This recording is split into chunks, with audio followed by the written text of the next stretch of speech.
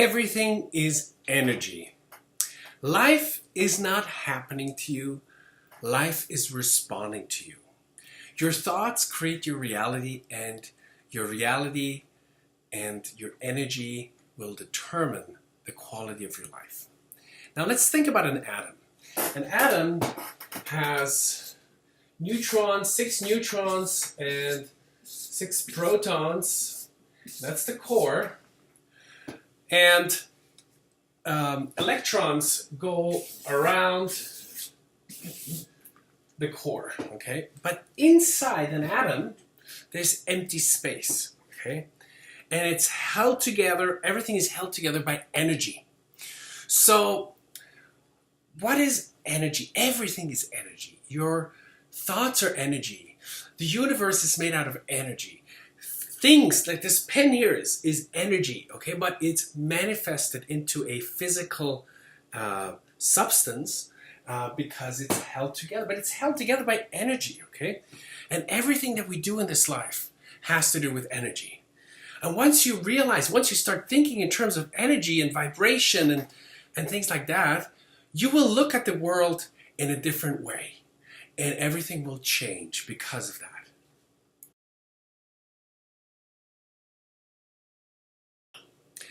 Thoughts become things. Your thoughts are energy, and they're very real, okay? Just because you can't see them doesn't mean that they don't exist.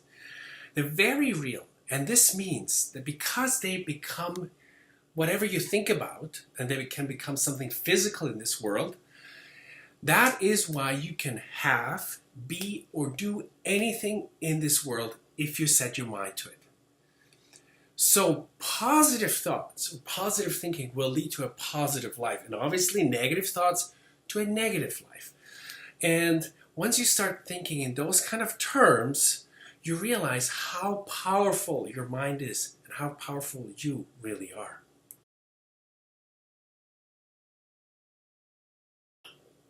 Let me give you a few examples. Let's say there are 2 people in a restaurant. And one of them is a millionaire, okay? And he's about to pay for his bill. So how do you think he's going to look like, or how going to feel? He's probably going to be relaxed because he knows that his card is going to go through no matter what.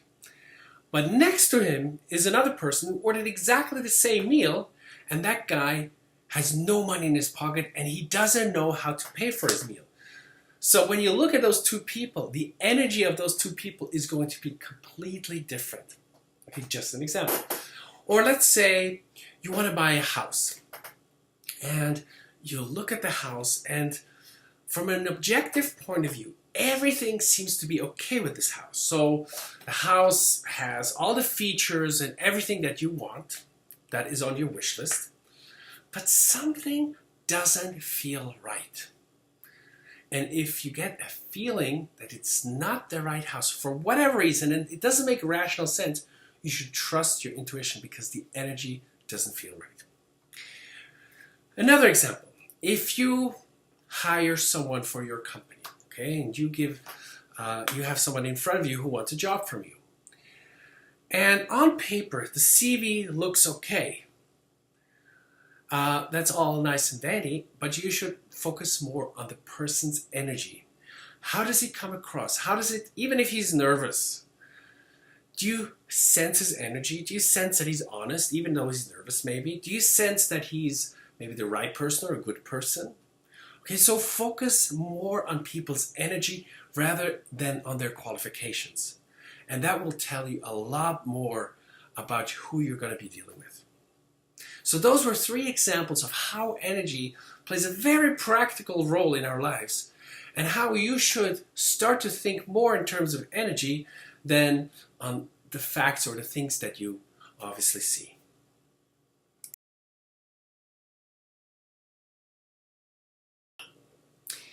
Don't get upset with people or situations.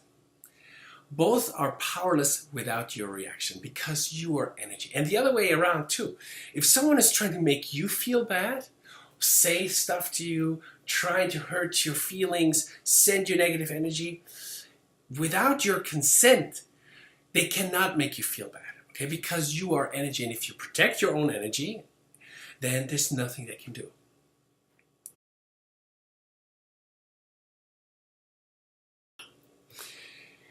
If you want to change your life, you need to change your thinking. You need to change your thoughts, because your thoughts are energy.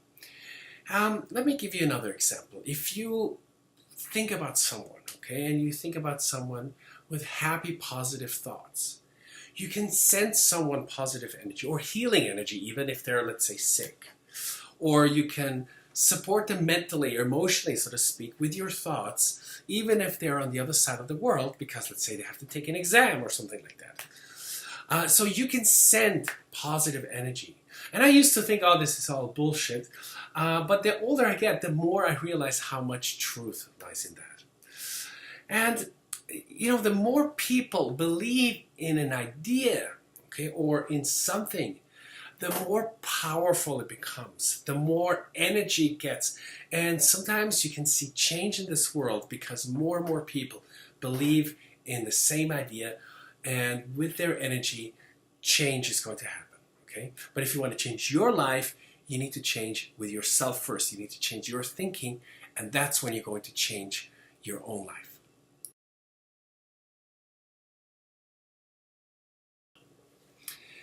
Physical energy will lead to mental and emotional energy.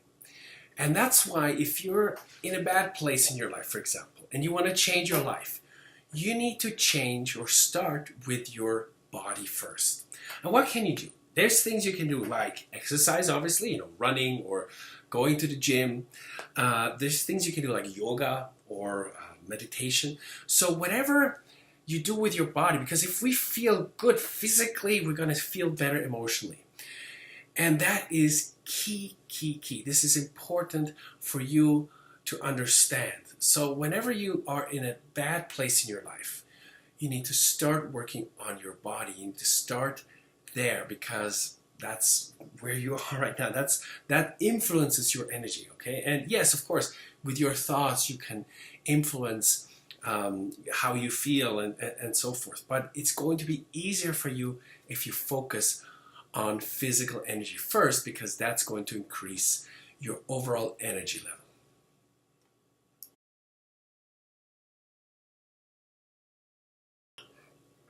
Most of us carry a lot of negative energy with us, okay? We have thoughts about the past, about people, about bad events. We have anger, fear, worry, grief, and all these negative emotions. And the only way how you're going to improve your life and improve how you're going to feel is by releasing that negative energy, okay? And what do you do? Well, in any case, you need to replace them with positive thoughts, okay? Second of all, you need to forgive. You need to forgive certain people in your life. You need to forgive yourself, because the past is the past and no one can change it anymore.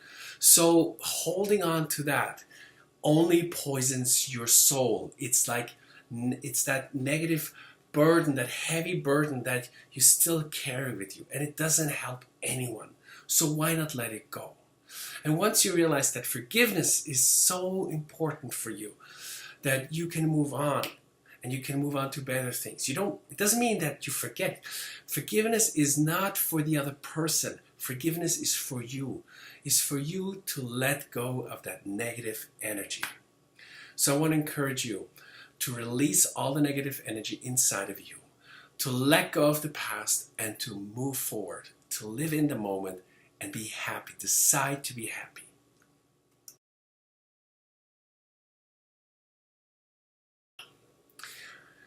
Love is the most powerful force in this world or in the universe. And love is energy, okay? So whatever you do in this life, wherever you work or when you interaction with other people, always let it speak from your heart. Always act with love, act from the heart. And once you do that, you will see how much better your life will get. And you also realize that once you act from the heart, that people who are maybe unsure about you or dealing with you, that things are going to turn out just fine. Okay, so in whatever you do, act with love and act from the heart.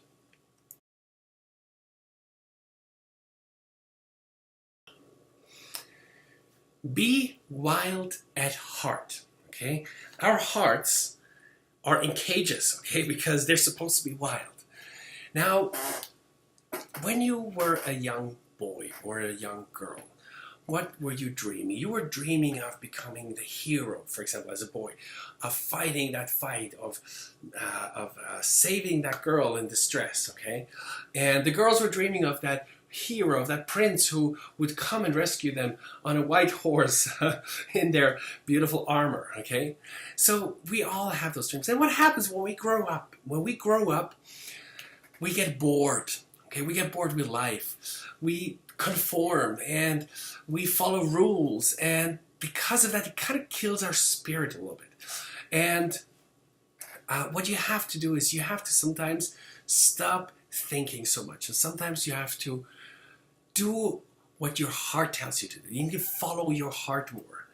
And once you do that, you become alive again. Your energy flows in a positive way because that's how it's supposed to be. Do what makes you happy, okay? Even if it doesn't make sense for other people, even if it goes against the big masses or the rules or society or church or what you're supposed to do, okay? But you will never be fully happy if you deny whatever needs and desires and wishes you have inside of you. So follow your heart, do that.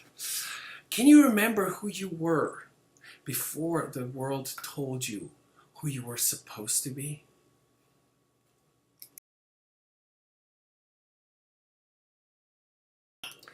And finally, I want to talk about the meaning of life.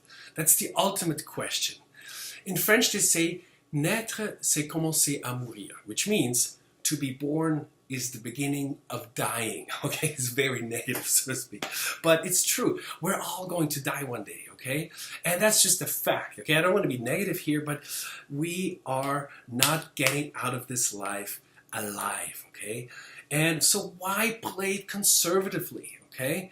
Why, let's say we're all given, it's like a poker game, okay? We're all given certain cards. So why do you want to play it conservatively? Why do you want to play the game safely, okay? Because it doesn't make any sense.